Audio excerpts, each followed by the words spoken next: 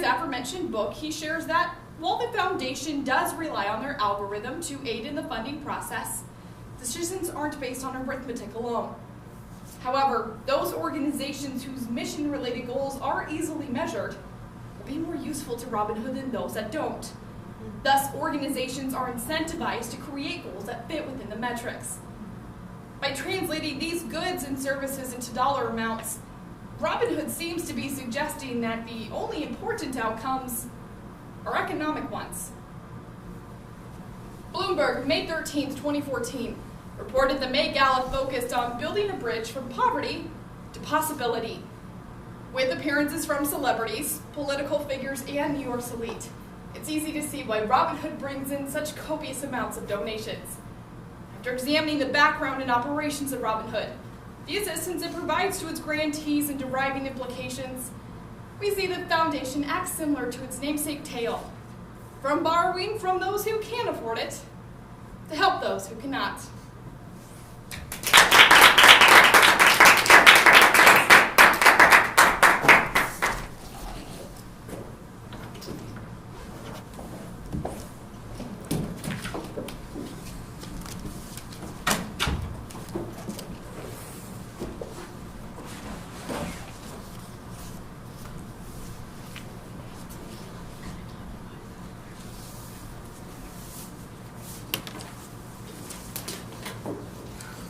All right, Carly, do you have anything to set up? Nope. All right, then whenever you're ready, take a moment. We're going to jump back up to you, go right down the line. Jump back up to me? Yep, Okay. you're the next person. All right, then Carly Curran.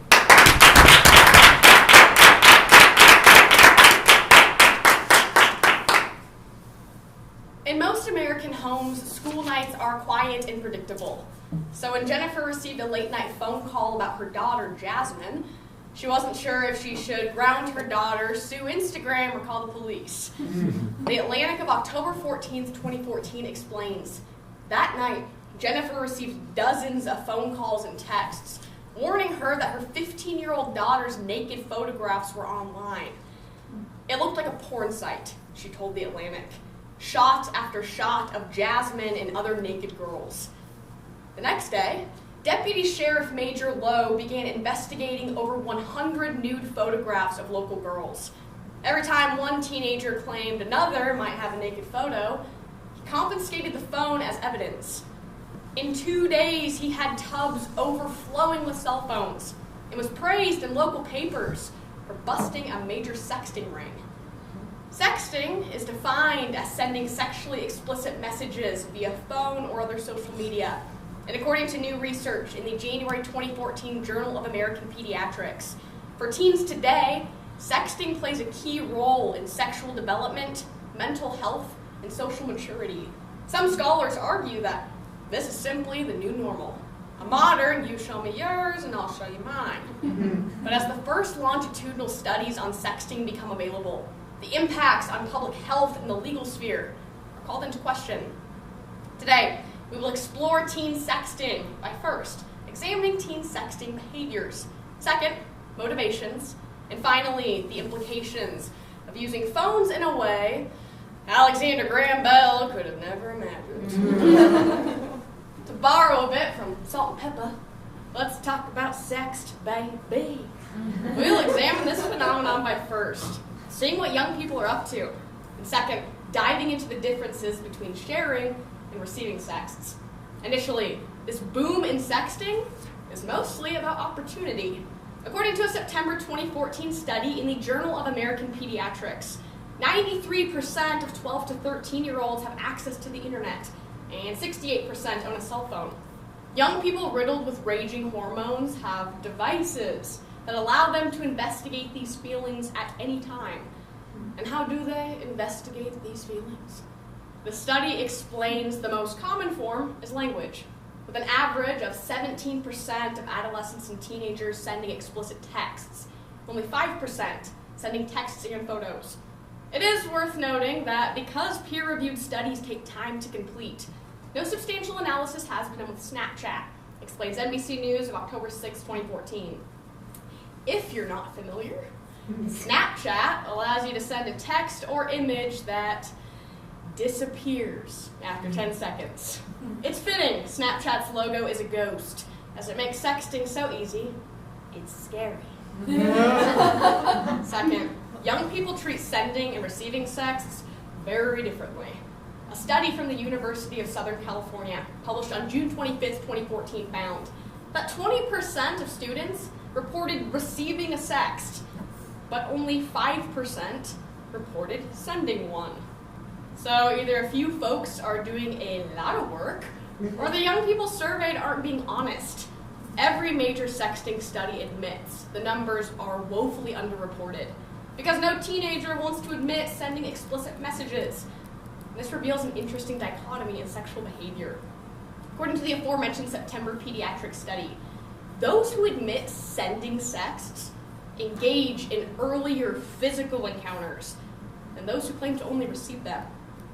And there's a gender difference. Of youth who admit sending pictures, 71% are girls. To recap, sexting happens a lot. Those who send sexual messages start sexual behavior sooner. And if the sext includes a photo, it's probably of an underage girl. Let's talk motivations, and I promise this next point won't be all about puberty. Let's first examine the specific sexual motivations at work, and second, what these motivations can tell us about sexual development. Initially, researchers asked if what drives young people to engage in risky physical encounters is related to what causes them to sext. The aforementioned September pediatric study was a 6-year longitudinal analysis involving a diverse group of adolescents, including Black, Caucasian, Hispanic, and mixed-race teenagers. The study found that, yes, the odds of being sexually active was 1.3 times higher in those who sent a sext. Interestingly enough, the researchers didn't classify this sexual activity as risky, just another part of sexual development. The use of technology to play cyber peekaboo isn't itself considered risky. It leads us to our second point, expediting sexual progression. According to a June 25th, 2014 study in the Journal of American Pediatrics, those who admit sending sexts were 4 times more likely to report being sexually active in the following year. So if a kid is sexting, that's an indicator they're about to do it for real. And this is important. The aforementioned January pediatric study reminds us that sex at a younger age is technically the most dangerous. First sexual encounters frequently result in pregnancy and sexually transmitted infections simply because, well, those darn kids, and they don't know what they're doing. And then there's the darker side of sexting. The aforementioned January pediatric study states 12% of sexters were bullied into doing it. And no, it wasn't young men who were pressured into sending naked pictures of themselves. Once again, it was girls. Unless you count people who were super creative with telegrams, sexting is a new phenomenon. This generation is the first to grow up in an era when it is endemic, meaning the implications are important.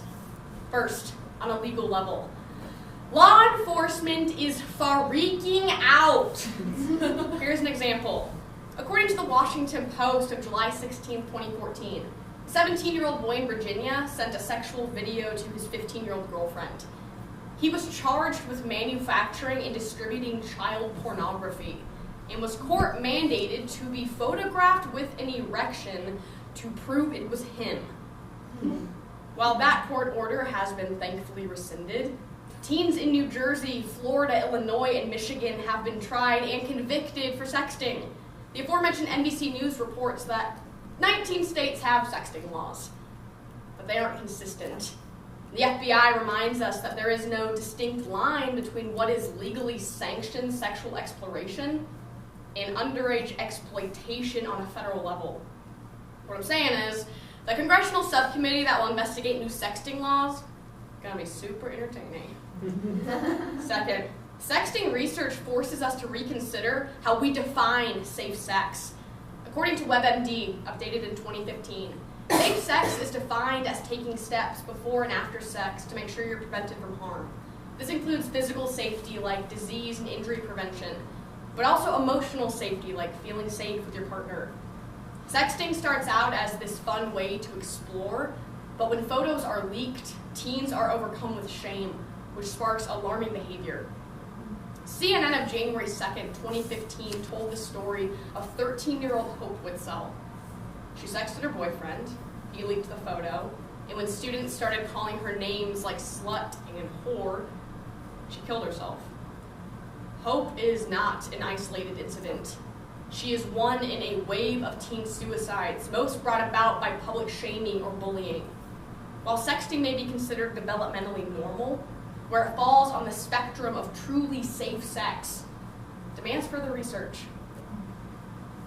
The Washington Post of October 6, 2014 calls sexting today's new first base. Today, we examined the sexting phenomenon, motivations, and implications. From kids telling him it was no biggie to parents demanding he make arrests, Major Donald Lowe found himself confused and alarmed as he collected hundreds of nude photos and cell phones. Maybe he, and all of us, just need a little sext education.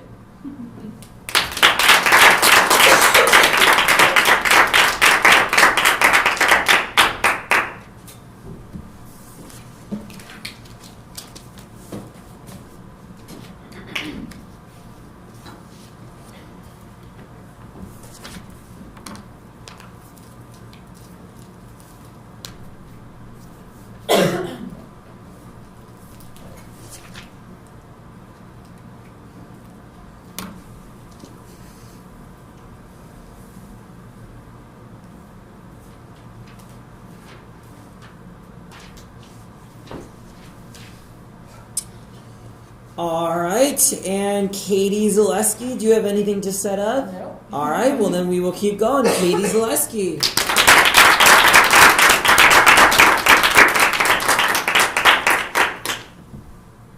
91-year-old Clyde Ross has seen it all. He lives in North Lawndale, a Chicago neighborhood that the Atlantic of June 2014 describes as on the wrong end of virtually every socioeconomic indicator. The neighborhood is 92% black. 45% of households are on food stamps. Homicide rate is triple the city's average. Clyde told the aforementioned Atlantic that he has lived the black struggle, oppression, poverty, despair. But the LA Times, September 9, 2014, explains that the black struggle goes far beyond Clyde. It is a symptom of a larger problem, a wound that still bleeds. Slavery. Blacks lag far behind their white counterparts in virtually every category, but too few of us realize that these issues are lingering effects of slavery. A bold essay published in the Atlantic of June 2014 explains that for 200 years, policies to fix the black struggle have failed, which is why author Ta-Nehisi Coates pitches an old idea: reparations. Now, reparations are generally defined as paying money or giving valuable resources to people who have been systematically wronged. Although Coates admits reparations might be nothing more than a harebrained scheme, consider what the New York Times of January 10, 2015 has to say. Challenges of color were not locked away in another century, to persist as a national problem that required the commitment of the entire nation to resolve. So today, we will begin a discussion on reparations to see if it truly has a place in our national dialogue. We will begin with a history lesson of post-emancipation America, second, define reparations, and finally examine implications. As CNN noted on June 27, 2014, it's time Americans create meaningful racial dialogue by finally admitting, I don't know about reparations, but I am willing to understand. For 395 years, slavery was law. When it ended, many Americans believed that the influence of slavery also ended. But it didn't. Let's consider how post-emancipation America excluded blacks from national growth in two key areas: wealth and federal policies. Initially, the wealth gap of today comes from whites not paying for labor during slavery. A Pew Research Center analysis in 2014 determined that white households are worth roughly 20 times as much as black households. This is because long-term wealth relies on property value. A February 2013 Brandeis University report found that home prices reflect the biggest disparity between black and white wealth. The average home value for blacks is $75,000, compared to $220,000 for whites. As NPR explained on December 2nd, 2013, this gap dates back to the 1930s, when the federal government refused to lend money to people living in black neighborhoods. So blacks bought cheaper homes that never appreciated in value, where they live to this day. Second, federal policies made it impossible for blacks to escape poverty. Consider the New Deal, a set of policies enacted by President Franklin Delano Roosevelt to address the Great Depression. As the National Endowment for the Humanities explained on February 26, 2014, the black vote helped elect Roosevelt. But to get enough support for the New Deal, FDR had to appeal to Southern Democrats. So the legislation withheld benefits from those who worked on farms or as domestic laborers, black workers. The New Deal also created the Homeowners Loan Corporation, which created redlining. They drew red lines around neighborhoods and refused to sell blacks property within those boundaries. To this day, you can still draw red lines around the resulting segregated neighborhoods, the modern ghettos created by the New Deal policies. In his 1965 speech on civil rights, President Lyndon B. Johnson stated, "Negro poverty is not white poverty," citing slavery as the major difference. Let's first define modern reparations, and second, consider arguments for and against them. When many people think of reparations, they think of the pitch made by Union General William T. Sherman in 1865, giving 40 acres and a mule to freed slaves. But most blacks don't farm, and I don't think any of us know what a mule looks like. So modern reparations will be different. As Slate explained in a May 22nd, 2014 article, most people think of the wealth option, where federal money is given to the descendants of slaves. There are committees working on this, including the Reparations Coordinating Committee. They are trying to sue government bodies and corporations that profited from slavery and stick them with the bill. Another kind of reparations is described in Forbes magazine of June 19, 2014, baby bonds. At birth, descendants of slaves would be given low-yield government-guaranteed savings funds that could be cashed in when they turn 18. Other suggestions include government tax exemptions, such as ones offered to Native Americans, scholarships to public universities, or free health care. Second, many scholars believe that reparations would spark a major economic boom. As a January 6, 2014 Reuters article explains, that to the economy, stimulus is stimulus. Any reparations scenario gives black families more disposable income, which leads to increased spending, which boosts our consumer-based economy. However, critics worry that the long-term effects may backfire. As the aforementioned Forbes magazine explains, a sudden influx of wealth, similar to when someone wins the lottery, can result in outcomes such as bankruptcies or financial troubles. These critics argue that reparations would offer a fleeting benefit at best. Former Clinton White House speechwriter and founder of Citizen University, Eric Liu, told CNN on June 27, 2014, "We shouldn't let practicality keep us from expanding our moral imagination when it comes to addressing modern America." Let's consider implications of a discussion on reparations. Initially, the aforementioned Atlantic article points to affirmative action. Although the policy was created to create diversity and give minorities chances to succeed, it is rarely framed as a policy to address racial inequality. A modern conversation on reparations can begin by reframing our philosophy behind affirmative action, approaching it not merely as a business model, but as a sociological strategy. A promising idea, but we must ask, could talking about reparations worsen racial tensions in America? Perhaps we can turn to the immortal wisdom of Chris Rock into a New York magazine on November 30th, 2014. "We treat racism like a style America went through, like flared legs or lava lamps. We treat it like a fad instead of a disease. that eradicates millions of people. Will reparations change this perception? Or infuriate whites who've long viewed policies like affirmative action as black handouts? Second, a conversation on reparations could represent a major turning point for America's moral standing. For the past 25 years, the bill H.R. 40 has been proposed in Congress and shot down annually by Democrats and Republicans alike. H.R. 40 isn't reparations. It's just a bill that would create a congressional study of slavery and its lingering effects, as well as recommendations for appropriate remedies. Coates argues there is meaning in a public discussion. As he points to reparations Germany issued to Israel in response to the Jewish Holocaust. As Coates states, reparations cannot make up for the murder perpetrated by the Nazis. But they did launch Germany's reckoning with itself, and perhaps provide a roadmap for how a great civilization might make itself worthy of the name. Should America entertain the idea of reparations, it is a gesture to the black community which acknowledges past crimes and present inequality, which may bring racial progress on its own. Today, we took a tour through history and looked at post-emancipation America, analyzed reparations, and explored some implications. Reparations were, are, and will be divisive. But setting aside practical concerns and using our moral imagination in dialogue isn't controversial. It's how we grow as a country and as people.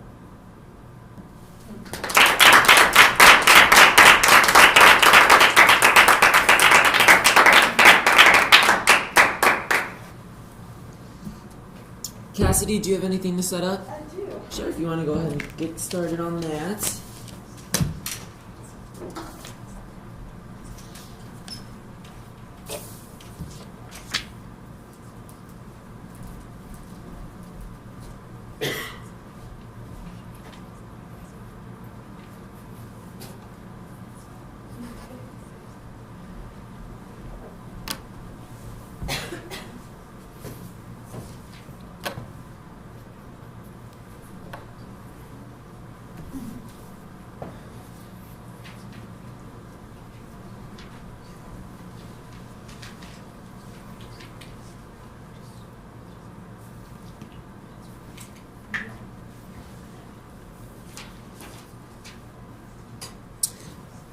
All right, and last but not least, Cassidy Stefka.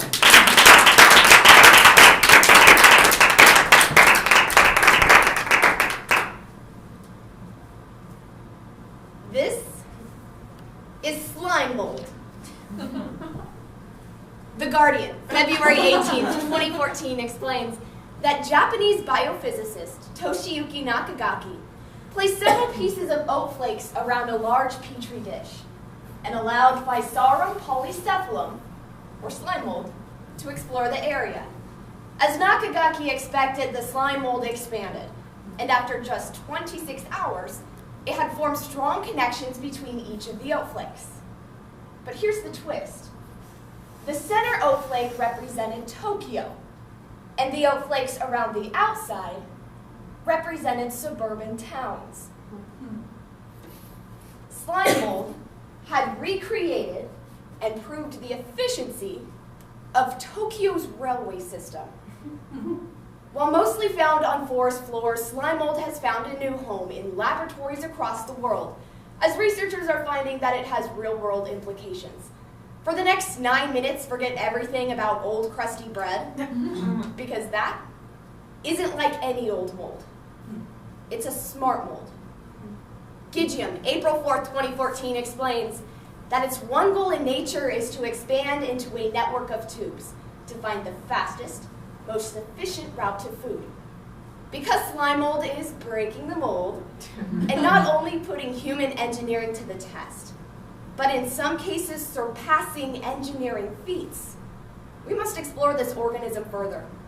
So first, we will understand what slime mold is, next its applications, and finally the implications of the organism that the Wall Street Journal, March 10th, 2014 explains is in a class of its own. Gardeners popularly refer to slime mold as dog vomit because it looks like it. To understand why a gardener's worst nightmare is rocking the biological community, we'll first understand what it is and how it's been used in the past. Slime mold grows best in damp, dark environments, like under your big shade tree during a wet spring season. Slime mold is called a mold because of its love for decaying matter, but it's not really a mold. Biologists classify this wannabe mold as a protist, which according to Scientific American November 7th, 2012, is a group reserved for everything we don't really understand.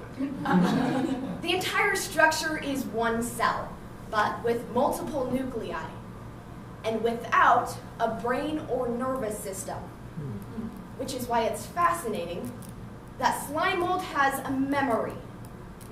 Science Daily, March 27, 2014 explains, while searching for food, slime mold expands into a network of tubes that pulse. And New Scientist, September 2000, explains that when one of these tubes finds food, the frequency of the contractions increases, which attracts more of the organism to the food source.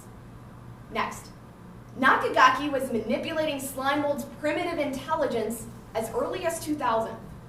The aforementioned New Scientist explains that Nakagaki placed slime mold into a maze with oak flakes at the entrance and exit. The slime mold explored the entire maze, but ultimately retracted from dead ends. The researchers concluded that the slime mold displays a sort of externalized spatial memory, meaning it remembers where it is searched. Moreover, in her July 2014 TED Talk, Heather Barnett explains that the research team also blasted cool, dry air on the organism every 30 minutes. Now, since slime mold thrives in damp, warm environments, it slowed its growth in response. However, the slime mold continued to slow its growth every 30 minutes, even after the experiment had stopped, proving that slime mold not only has a memory, but can learn.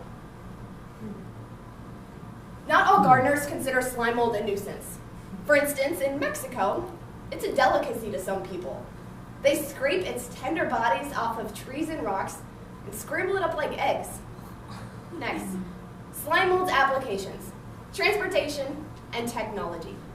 Although slime mold is fun to play puzzles and mazes with, researchers are now using its natural abilities to test man-made transportation networks.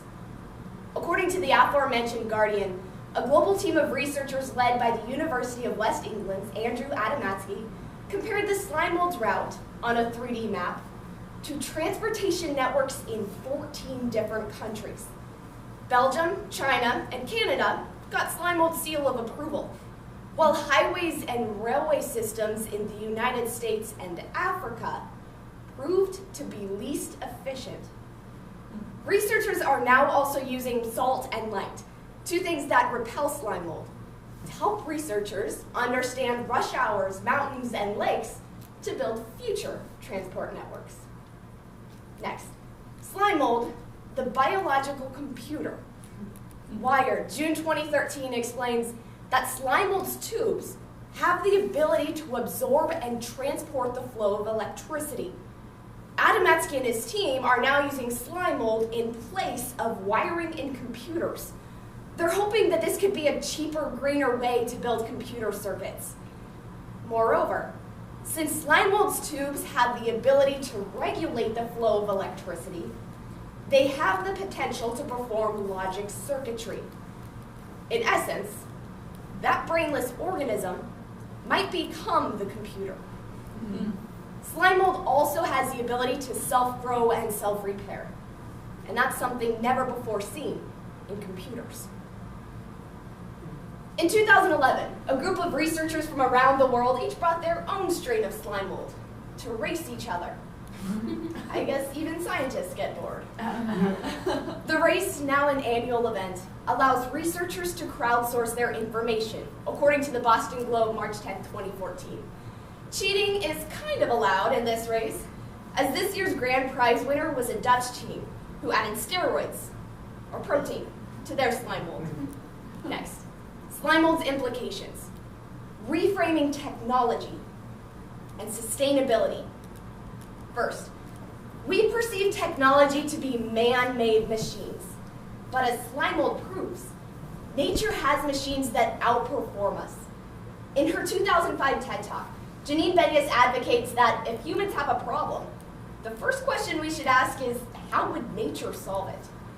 Now, biomimicry is a way to solve human problems by using designs found in nature, and it's been gaining slow momentum over the last decade. However, when using biomimicry, we must reconsider the root word of technology, technologia, a Greek term which means systematic treatment, or using systems for advancement. Through eons of evolution, nature's systems have withstood the test of time and natural disasters. Therefore, we must reframe our perception of technology to include the human application of natural systems. Next, sustainability. As a society, we have been conditioned to dominate nature. The Industrial Revolution taught us that progress involves taking resources from nature. And as a result, the journal Science, May 2014, explains that current extinction rates are about 1,000 times faster than what would naturally occur. As we've seen with biomimicry, nature already creates more efficient systems than we can hope to build. So through this take from nature mentality, are we destroying our chance at future technology based on nature's proven systems? Moreover, organisms have already proven that they can sustain themselves within other aspects of nature. And quite frankly, that's a trick humans could stand to learn. It's no surprise that this complicated organism will soon be famous even outside the scientific community. In fact, you can catch it on the big screen later this year. A slime mold will be starring in a feature-length documentary called The Creeping Garden. Today, we understood what slime mold is, next its applications, and finally implications. Nakagaki had the insight to tap into slime mold's potential, but so many other aspects of nature still remain a secret to us. Slime mold suggests that our knowledge has space to grow.